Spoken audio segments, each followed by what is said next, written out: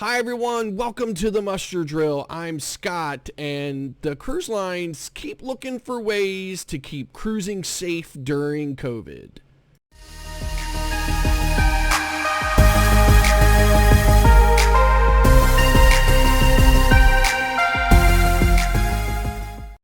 Hi everyone, welcome back. I wanted to talk today a little bit about the health and safety protocols that have been in place obviously since cruising has started.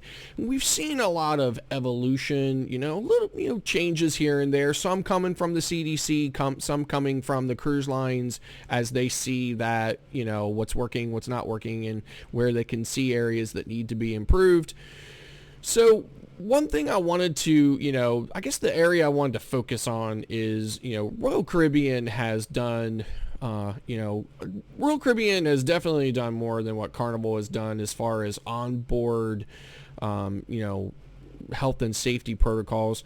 Royal Caribbean is, they have vaccinated only, venues and vaccinated only, show times and things like that, where Carnival has basically not done any of that. Carnival, with the exception of the masks and, and the, pre-COVID tests, which everybody is doing, Carnival hasn't changed anything about the onboard experience. There aren't any separate areas for the vaccinated and unvaccinated. There aren't any separate showtimes or venues or anything else. Carnival has basically just kept it exactly the way it is. So Royal Caribbean, and several other lines have, taken the steps that, they've said, this area will only be for vaccinated guests. And in those areas, because there's only vaccinated guests, those guests are allowed to take their masks off in like the theaters and things like that during a vaccinated only show. So that's, me, in my opinion, I think that's a better way of doing it. Not that I mind, sitting in there, with the mask on. I really didn't. Like, I talked about that in a previous video, how I didn't necessarily mind that too much. And so Royal Caribbean is, taking it a couple of steps further. So, a couple of things I wanted to mention is, Royal had rolled out this kind of bracelet, this NFC bracelet thing that was, on some of their ships before the pandemic. And that was, to be used in places in place of the sign and sail card, or, Sea Pass. I get the different lines, cards, designations mixed up, so I apologize for that. But in any event, they had rolled this thing out, and now they're doing something similar with these wearables. They had entered into an agreement with a company called TraceSafe. So now, going forward, Royal Caribbean is going to require all their guests to wear one of these, bracelets. Now, you don't necessarily have to wear it on your on your wrist. You could, you could have it in your pocket or, something like that. But in any event, it's basically a wearable, and it's going to help with contact tracing when, they're dealing with, COVID outbreaks or this or that or whatever. So, I mean, I know how some people feel about that, but I mean, come on, you're running around the ship with your phone anyway, right? So, I don't necessarily see what, what the difference is. But in any event, they're doing that. It's not going to be at any cost to you. They're going to give those to everybody. And then at the end of the cruise, you're going to turn it in. You're going to turn it in, and they're going to sanitize it or whatever, and and use it for the next 3,000 people that come on board.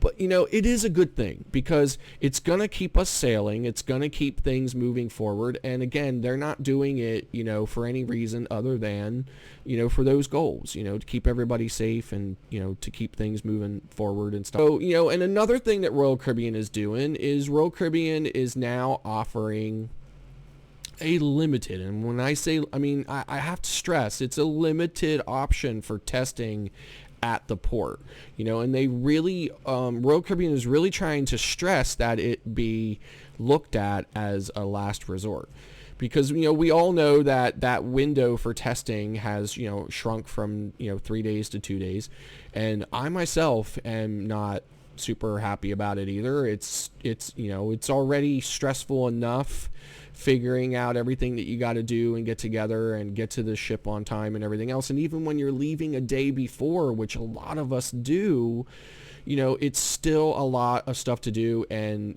that test on one hand was, just something else, and I think a significant something else. But on top of that, then they shortened that window. I understand why they did it. They shortened it because it was necessary. They're trying to make sure that when you test negative, you're really negative. So, they're trying to prevent super spreader events on ships. We definitely want that. The super spreader events have been happening on, cruise ships in Europe left and right. And, so in any event, I understand it. So to help alleviate some of the additional stress of those people who are running into situations where that 48-hour window is just not going to work for them when they, have to, maybe fly and stuff like that. Like I said, a lot of us come in the day before. We fly in the day before, and, and some of us are not going to be able to meet that 48-hour window. So Royal Caribbean is offering that option at the terminal the day of the cruise. So it's going to cost $99 per person. And so you go there, you schedule it ahead of time. You go there, you get the test, and you wait outside the terminal for roughly an hour or so until the test results come back. And if they're negative, you come in and you start the whole normal boarding process.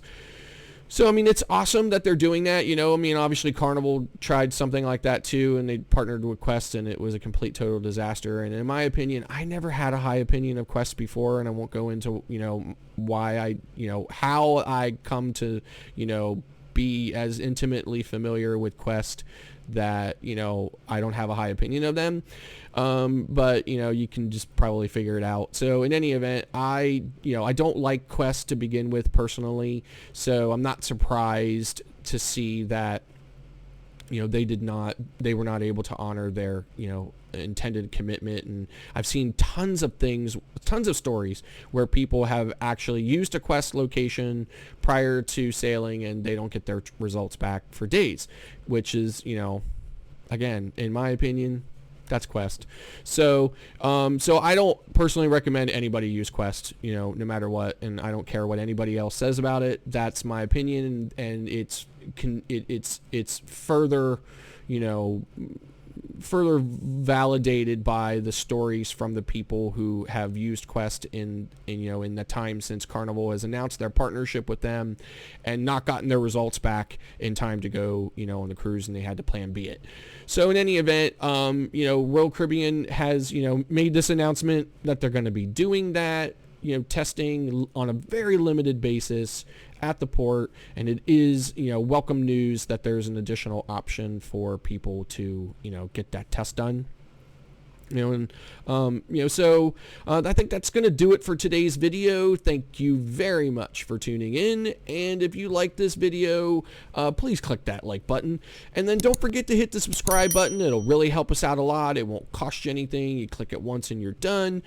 And then don't forget to click that notification bell so that you know every time we upload a new video. Thanks again for watching, and we'll see you next time.